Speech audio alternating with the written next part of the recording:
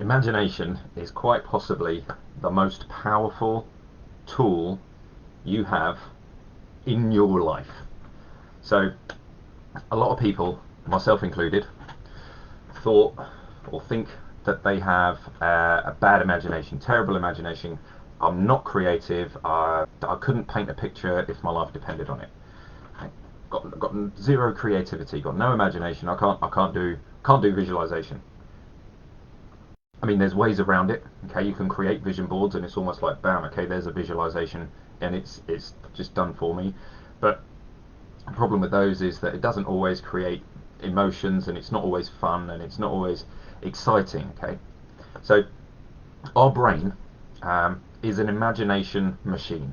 Okay, that's what it does. It uses imagination. Just doing this. Okay, whatever that is. Okay, I've just imagined that. Okay, before I even did it.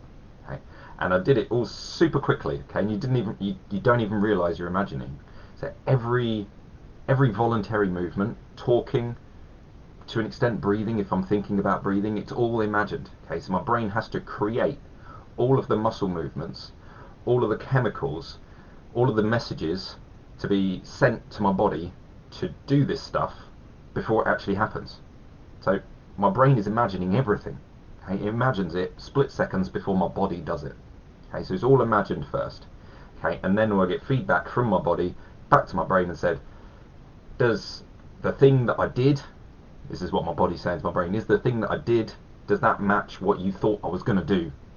Okay, and that's how our brain works. It's the sensory feedback we're getting from our body, but that's what my brain does. Okay, so everyone has an imagination. If you move, you imagine. You have to. Okay, it's impossible not to. Okay, you cannot live and move and breathe and talk without having an imagination. Okay, another thing about imagination is anxiety. Okay, and if you're anxious and you say you don't have a good imagination, that's not true. Okay, because everyone who's anxious, well, all they're doing, say all, okay, I'll make it sound simple, okay, but you're thinking about a future, okay, and you're imagining basically worst case scenarios, okay, and maybe that's dozens of different worst case scenarios, okay, and that's what anxiety is. It's fear about the future. So you're imagining a future where everything has gone wrong, okay, or lots of things have gone wrong. So anxiety is just a different form of imagination. It's a form of imagination where things go wrong and you're looking into the future, maybe too far into the future, and it's there. Okay, it's crap. Okay, it's not good. Okay. You could swing it the other way and you're using memory, which is another form of imagination. Okay, it's just kind of based on real events that have actually happened, okay, which when they're in your memory, we create all different kinds of stories. So we imagine memories. Okay, memories are imagined too. Okay, which is another thing. Okay, so we imagine things from our past, and we might imagine them good. Okay, but we might also imagine them bad. But another person who's experienced exactly the same thing might imagine it in a different way, might remember it in a completely different way. So imagination is a tool that we use whether we like it or not. Okay, saying you've got a bad imagination, well, it's kind of untrue because you have to use it. Okay, otherwise you wouldn't move, you wouldn't do anything. Okay, you'd just be no imagination. Okay, but even if you're doing that, you're probably imagining something in the future or something in the past that actually happened. Okay, so that again, you're using your imagination. So we need to learn how to use it in a useful way, and that's the trick. Okay, that's the trick. How can I use my imagination in a useful way that is interesting for my brain? Now, for the past couple of years, I've been teaching people, okay, use your imagination. Okay, if you can't lift your arm up like this, okay, and it's completely free and pain-free and completely loose and strong and all this kind of stuff, if you can't do that, you imagine it first. Okay, but that is actually kind of boring. Okay, your brain, it's really hard to imagine that happening because it's dull.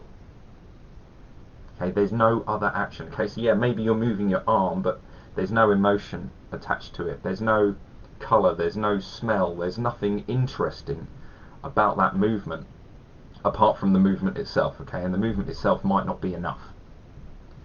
So with imagination, you need to color the picture. Okay, you need to make it interesting for your brain to pay attention to.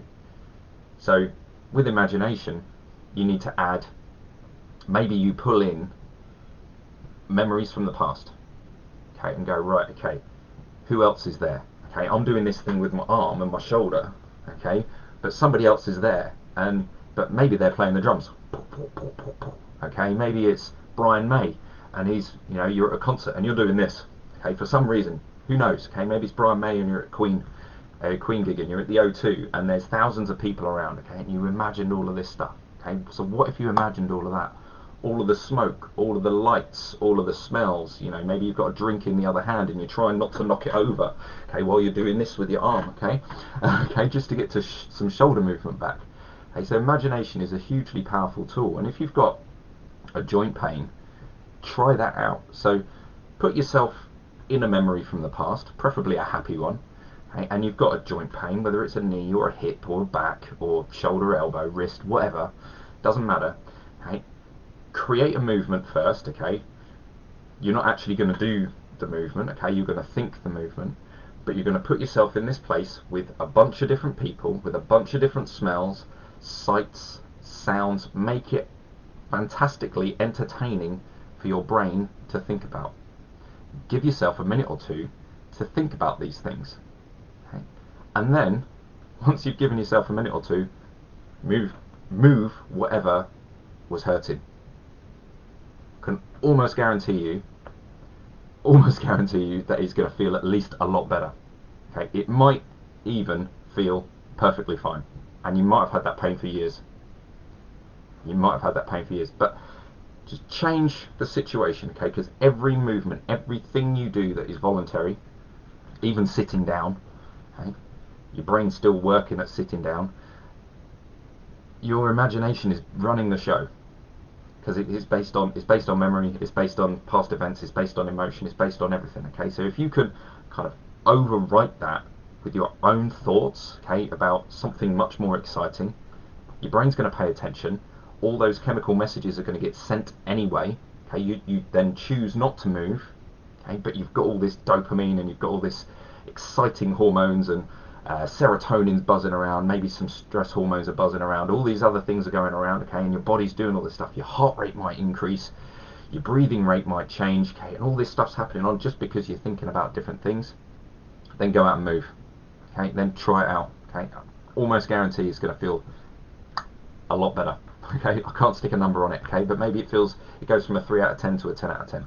Okay, you just got to use your imagination, okay. And until you start doing that, well, doing this at the gym with a band,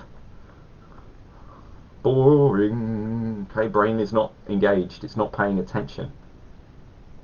You're going to get limited results. You're going to need thousands and thousands and thousands of stupid, boring, rubbish exercises to make a change, okay? But if in 5 minutes you can stick yourself at your favourite concert and you're front row and you're throwing your knickers at whoever's at the front row, okay, and you're drinking a beer and you're there with your friends, and then you can smell the smoke and you can see the lights and it's a massive light show, and the sound, and you can imagine the music, and you stick that all in and you're imagining moving the dodgy joint, okay, and the dodgy joint moves fantastically and you feel great, then that's going to be a lot more exciting for this guy to imagine that.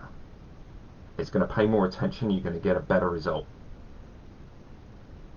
You can use imagination for anything, okay, or visualization. This is another word for visualization, okay. So you pull in memories, stuff that's happened for real, okay, you bunch a load of stuff on that you're going to make up, okay, so imagination, okay, so memories, imagination, visualization,